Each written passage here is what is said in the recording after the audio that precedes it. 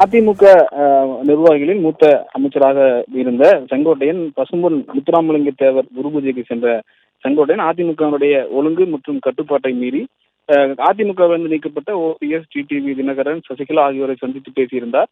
இதையடுத்து அதிமுக தலைமையால் அடிப்படை உறுப்பினர் உட்பட அனைத்து பொறுப்புகளிலிருந்தும் நேற்று அதிமுக தலைமை செங்கோட்டையன் நீக்கி நடவடிக்கை எடுத்திருந்தது.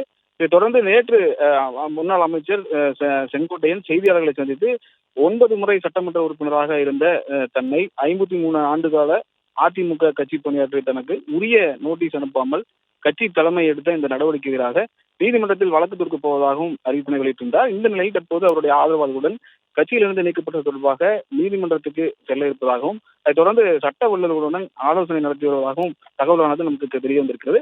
மேலும் வரும் நவம்பர் 5ஆம் தேதிக்கு பிறகு ஓபிஎஸ், டிடிவி தினகரன், செங்கோட்டையன், சசிகலா ஆகியோர் இணைந்து மாவட்ட செயலாளர்கள் கூட்டம் நடத்தவும் முடிவு செய்வதாகவும் தகவலானது நமக்கு தெரிய வந்திருக்கிறது. மேலும் கடந்த 8 ஆண்டுகளாக தொடர்ந்து நடைபெறு வரும் இந்த கொடநாடு கொலை வழக்கை விரைந்து விசாரிக்க தனியாக மனு தாக்கல் செய்ய இருப்பதாகவும் அதற்கான நடவடிக்கைகளை தீவிரப்படுத்தி வருவதாகவும் நிர்வாகிகளுடன் ஆலோசனை நடத்துவதாகவும் தகவலானது நமக்கு சொல்லப்பட்டிருக்கிறது.